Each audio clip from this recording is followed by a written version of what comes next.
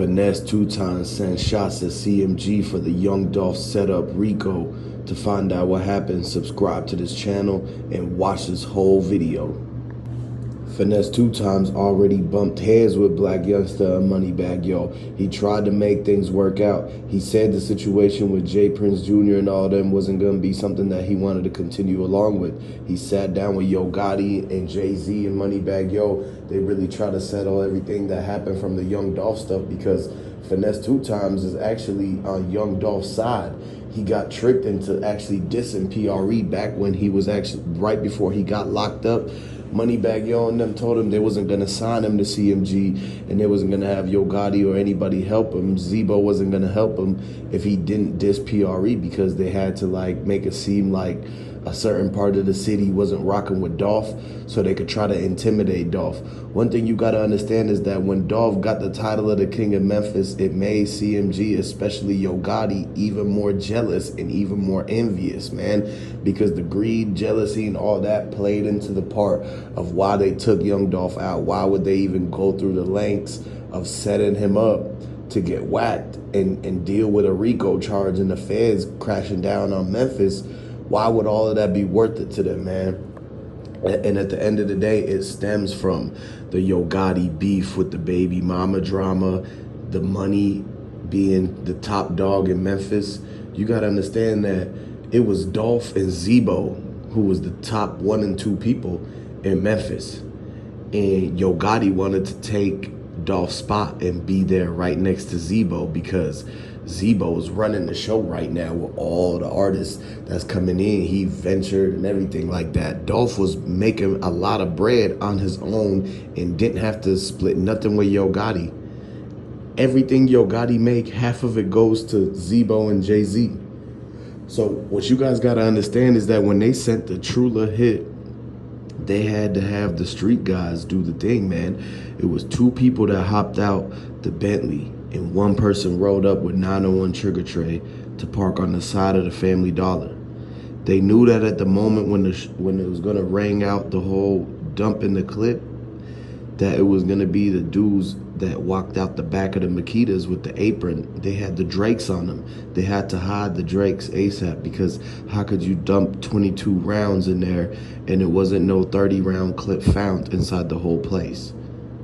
The only way that they could dump 22 rounds if it was a Drake. So somebody came up with the Drake, and when the 2 dudes walked out the back of the Makitas, you could see the shoe print left on the back banister of the whole hallway. If you look at the foot that stepped out of the door on the Makitas footage from Kiosha James, you will see one of the dudes put his footprint into the ground. And later when the forensic guys went back, they had to put the magnifying glass on there, because they know that that shoe could be tied to the security footage to show who was wearing that. But ultimately, when they was looking for a Young Dolph phone that was thrown in the dumpster and set on fire, and they found his wallet in the bushes, they knew what was going on, that they actually set him up. And so they actually kicked the footprint in the dirt to make it go away, and they erased it. So that way everybody will forget about the 2 dudes who walked out the back, man, because they went right to 901 Trigger Trey's car. That Ford truck left off the scene, and the neighbor, the next door neighbor from Makitas, was blocking them in the whole time. So he knew that something was going on, and that whoever got into 901 Trigger Trey's car was the same people who was in there yelling just 5 minutes ago, telling Dolph to get down. He heard everything, man. He heard everything, the whole argument. He heard the Lincoln pulling up way before Dolph ever even was trying to escape out of there. And he seen the 2 dudes come up in the Benz. And as soon as they left out the Benz, he knew that he had to duck and floored it. And that's why you see that truck leaving right there. 901 Trigger Trey truck follow him. It was a black truck and a gray truck. And across the street, it was another car that was watching this whole thing, man.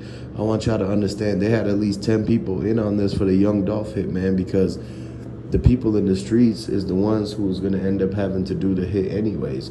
But the bread came from up top, and all of the people who had the ringleaders and who set up the plan on how they was going to do it, them was the guys in the middle that's been getting out on bond and everything like that.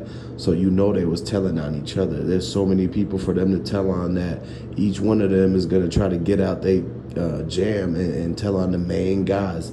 You got to understand, the main guys that wanted to take Young Dolph out, they thought that they could pay off the dudes in the streets to actually do it and cover it up and everything like that. But they didn't account for the fact that when Govan went and took the stand in the interrogation room, he told them the whole entire plan of how they did it and how they paid him to do it and everything. This is the reason why they let him go on a $90K bond. Nobody from the Young Dolph incident would actually be released like that due to the fact that they still trying to get justice for Dolph. If they released the dude that actually put the plan together for $90K, then you know for a fact that he told on the guy that gave him the plan and gave him the money to go send out the hits, man. Out of all the bread that was put up on somebody's head, Govan probably took half of it and put the other half out in the streets for the dudes to do it that actually went up and ransacked the whole restaurant and everything, and basically was tying up Dolph, taking him from place to spot and everything. That's what was really going on. And if you open your eyes and look at the fact that that U-Haul truck had fingerprints inside of it, that would lead people to believe that there could have been somebody that was in there trying to get out the whole time, man. Them turkey boxes are frozen, and if they laid him on top of that back little lifted spot of anybody with a U-Haul knows that there's a back area that's higher up so that you could put like a mirror up there or something fragile up there, actually separated from the rest of the stuff. If you know what they did with the turkey drive, they know that they had a lot of ice in there, man. They could have been driving around preserving anything for like 24 hours. That's why everybody's wondering, how did Dolph get from one spot to the next if he was already taken out like a day in advance? How is it that he was wearing the same clothes the whole time? When they threw him into the U-Haul, that explains why the next day when he was found at the cookie shop, he was wearing the same clothes, is because he never went home. He got snatched up. And the only way that they were snatching him up and be able to get away with it without nobody noticing is if they used the U-Haul or the delivery van from the cookie shop. The cookie shop said that they stayed super late open that night up until past midnight. And they said that they had so many orders from the delivery trucks that they had the delivery trucks pulling in and out all night. As soon as it got dark, they started mixing up and moving the cars around to make it look like they had a busy catering event that they had to go drop off stuff to. But in reality, they was just actually getting people to get familiar with the fact that it was a lot of cars coming in and out, so that when the U-Haul and the delivery truck came with Dolph in it, that nobody would notice, because they've been seeing the delivery vans moving in and out the parking lot the whole night. And so one particular one they're not paying attention to, and that was the one that Dolph was inside. So they pulled it right to the back of the cookie shop and literally swung the door open and had to carry him onto the inside. That's when one of the shoes dropped and the wallet dropped in the bushes. Nobody noticed that until the marshals came back 2 weeks later and found that. You could watch it in all the old videos. You can binge watch it, and it shows you how they found all of the stuff that was in his pocket, including the extra rings and jewelry. So what you guys got to understand is that once they took him inside the cookie shop, they had to put him somewhere, and it was all in that back office. They got an industrial kitchen with a freezer. They could keep anything up in there, man. Allegedly, everything alleged that you're hearing now.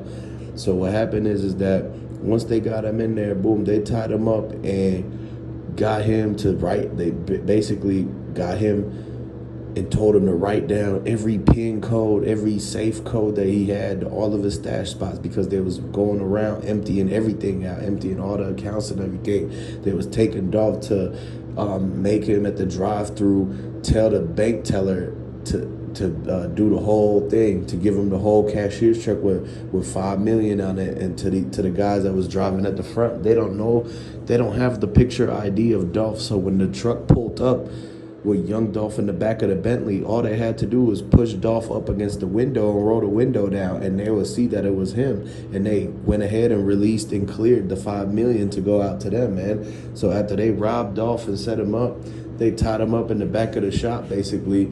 And that's when if you remember that Jeremiah Taylor saw through the boarded up windows and saw the rope on the office chair sitting there. He knew for a fact that they was doing something to Dolph with that rope in the office chair.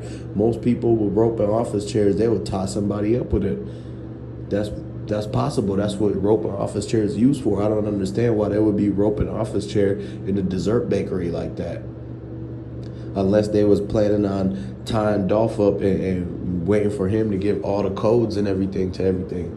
So then that's when they pulled Dolph's phone out. Dolph had 2 phones. They took one of his phones, start calling Big Moochie Grape 77 times. They start calling Snoop bands and everything, make it seem like it was something going on, and in reality, they trying to get everybody from PRE to show up there to save Dolph. They set up Dolph as a proxy to have him be a response that people got to respond to. So they be like, Dolph at the cookie shop tied up. We got to go there. We got to go pull up. They called Key Glock and everything, and they was about to have 15 PRE members pull up to the cookie shop. But somebody was like, wait, the cookie shop not even supposed to be open right now. And that's when Key Glock realized that somebody was being set up to take them to the cookie shop so that they could pretty much murk all of them. And so that's what they was trying to do. They was trying to take out the whole PRE in one night, using Dolph as the hostage, trying to get all Kenny Money, Snoop Bands, Big Moochie Grape, Key Glock, PRE Woo, Bankroll Freddy, everybody. They were trying to get them all to slide over there, not knowing that the whole place was surrounded. So when the dudes jump out of that Tahoe truck 8 deep, they probably gonna get all the PRE dudes if they standing in that front parking lot of the cookie shop waiting by that door. The thing is to have them, is to place Dolph by the door so the dudes go to the door to try to help Dolph with the arm out the window. And then that's when there was gonna be more dudes that jumped out of a second car and they was gonna hit him with the ride by. You gotta understand, man, they was trying to take out a lot of people that day, man. R.I.P. to Young Dolph. Condolences, justice for Young Dolph. If y'all actually rocking with Young Dolph, let me know in the comment section where y'all from. If you a Dolph fan, put the dolphin emoji, put the LLYD, because we really trying to get justice for Dolph. And y'all gotta understand that out of all the stuff that's been going on for the last 2 years, they still haven't released no footage of Dolph walking up in there. So the fact that he could have got into the place by being taken there in the back of the delivery truck or the U-Haul truck and taken in through the back door, it was a backdoor situation. And a lot of the people that was inside that shop wasn't even employees, man. It's a lot of stuff that's coming out from the sources right now saying that it was at least 5 people in there that was decoys. If you really know the decoys, that they will have somebody in disguise. A op would be waiting for you in disguise, actually playing a role, playing a part, waiting for that single moment to catch you slipping and everything like that. So what you got to understand is that Dolph never wanted to go to no cookie shop. They took him there. And so at the end of the day, man, let me know what y'all think. Condolences to Young Dolph. Let me know where y'all from. I'm going to catch you later. Peace.